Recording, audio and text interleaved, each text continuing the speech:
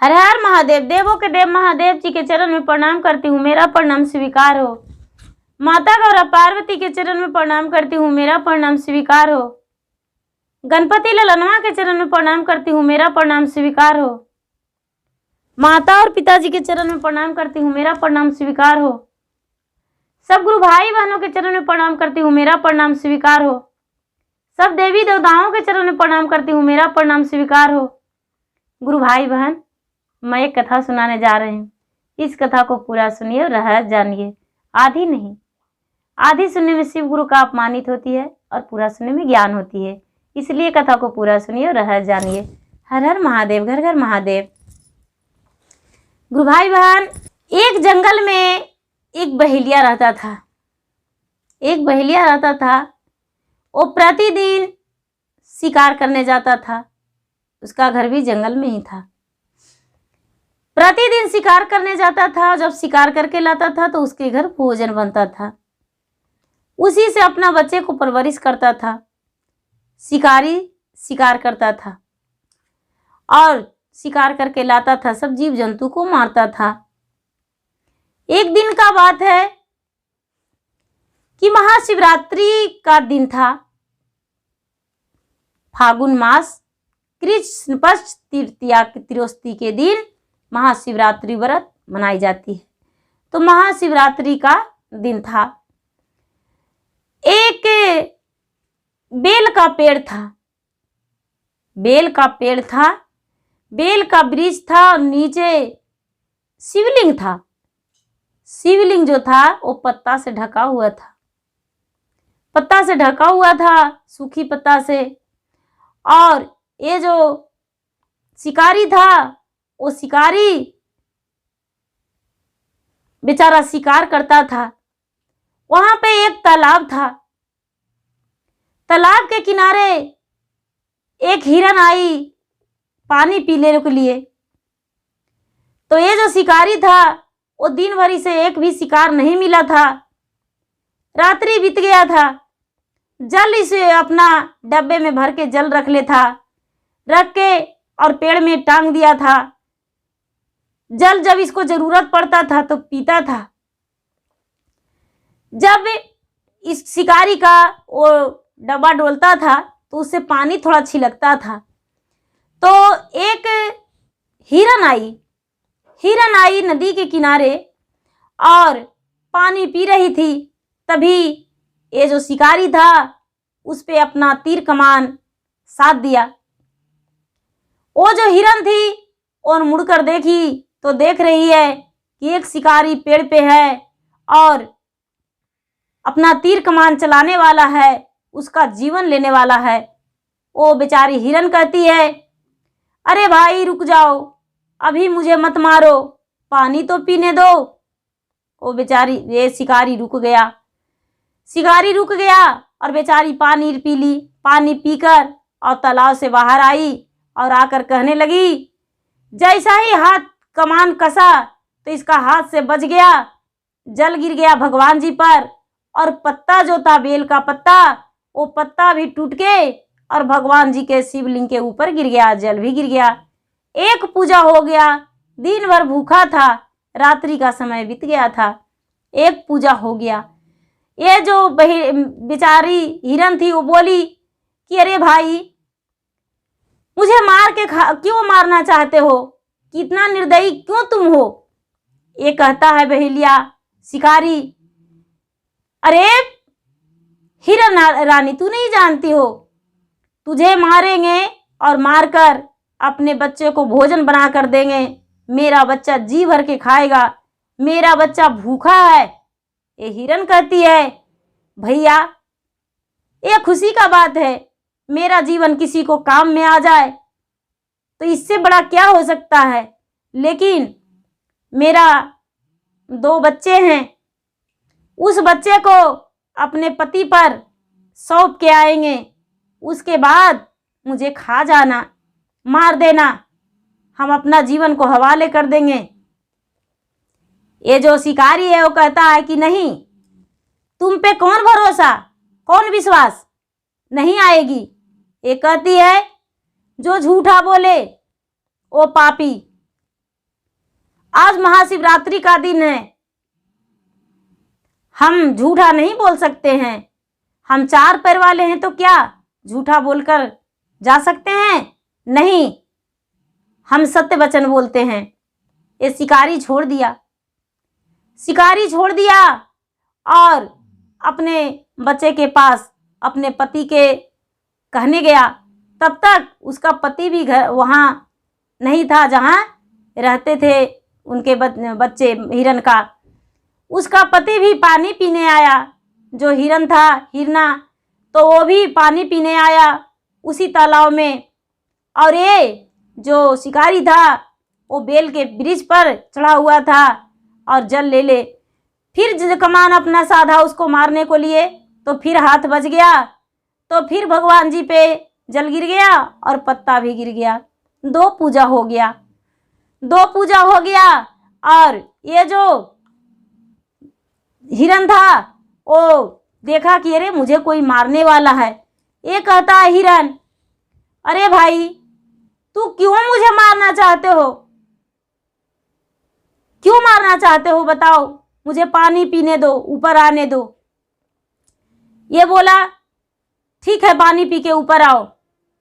जब हिरन ऊपरे आया, ऊपर तालाब के ऊपर, बोला बोलो भैया क्या कहना चाहते हो और मुझे क्यों मारना चाहते हो? शिकारी बोला तुम्हें मार कर ले जाएंगे अपना घर, और अपना घर ले जाकर और बच्चे को खिलाएंगे। मेरा बच्चा पेट भर के खाएगा, मेरा बच्चा आज भूखा है। ये हिरन बोला अरे तो बहुत खुशी का बात है कि मेरा शरीर किसी को काम में आ जाएगा और कोई जी भर के भोजन कर लेगा। सड़ने गमकने से तो अच्छा है कि मेरा भोजन कोई मनुष्य कर लेगा। खुशी खुशी हम तुम्हें अपना जीवन दे देंगे, तुम्हारे हाथों मार देना और अपना मेरा शरीर को ले जाना। लेकिन मेरे 2 बच्चे हैं, अपने बच्चे को हम जाते हैं अपने पत्नी को सौंप कर आएंगे। ये कहने लगा बहेलिया, अरे कोई भी आता है तो इसी प्रकार कह के चला जाता है, नहीं नहीं हम तुम्हें मार देंगे। ये कहता है नहीं। ये चला गया अपने पत्नी को खोजने। पत्नी और पति दोनों एक ही बार पहुँचे, दोनों एक ही बार पहुँचे तो कहने लगे अरे आप आ गए? तो हाँ। कहते हैं कि देखिए आपसे हम कुछ बताना चाहते हैं। पत्नी कहती है, तो इसको पति कहते हैं। हिरना हिरनी दोनों अपने में बात करते हैं कि आपसे भी कुछ बताना चाहते हैं। एक बहेलिया है शिकारी, वो मुझे मारना चाहता है और मारकर मुझे खाएगा, इसलिए आप दोनों बच्चे को ख्याल कीजिएगा और अच्छे से रखिएगा। तो ये कहते हैं कि अरे यही हाल तो मेरे पास भी है, वो मारना चाहता है। तो बोले कि तो ठीक है। ये बच्चा सुन लिया तो बोला कि पिताजी माताजी आपको वो मार देंगे तो हम क्यों रहेंगे, हम भी चलेंगे, वो मुझे मार देंगे, चलिए हम भी चलेंगे। अब वहाँ पर क्या किए कि चारों मिलकर और उसके पास चले गए। उसके पास चले गए और जाकर और कहने लगे कि लो हम तुम्हारे पास आ गए हैं, मुझे मार सकते हो और मारकर अपना भोजन बना सकते हो। ये जो शिकारी था वो शिकारी जल्दी से अपना तीर कमान साधने लगा, तो हाथ उसका फिर बच गया। हाथ उसका फिर बच गया, तो फिर पानी गिर गया भगवान जी के शिवलिंग पर। 3 पूजा हो गया, 3 पूजा हो गया, पत्ता भी गिर गया। भगवान जी खुश हो गए, भगवान जी खुश हो गए। और ये जो हिरन था वो कहने लगा कि मुझे मारो। तो ये कहते हैं कि एक ही का मारेंगे। पति कहते हैं मुझे मारो, पत्नी कहती है मुझे मारो, बच्चे कहते हैं मुझे मारो। अब ये सोचते हैं कि अरे ये मासूम है, जानवर है, मेरे सामने आकर वो कह रहा है मेरा जान ले लो और अपने के बच्चे को खिला दो। हम कितने कसाई हैं, हम कितने दुष्ट हैं कि इसे मारकर अपने बच्चे को खिलाएंगे? नहीं, ये बहुत गलत हो जाएगा। अनर्थ हो जाएगा, ऐसा नहीं कर सकते हैं। ये जो बहेलिया था, शिकारी वो वृक्ष से नीचे उतरने लगा तो इसका पानी फिर गिर गया भगवान के शिवलिंग पर। चौपहर का चारों पूजा हो गया। अब भगवान प्रचंड हो गए और ये कहने लगा शिकारी हिरन से कि हिरन रानी मुझे माफ कर दो, हम तुम्हें नहीं शिकार करेंगे, जाइए आप वापस चले जाइए और अपने बच्चे को लेकर चले जाइए, हम आपको बच्चे को भी नहीं मारेंगे, आपको भी नहीं मारेंगे, आप जाइए जंगल में आजाद से रहिए।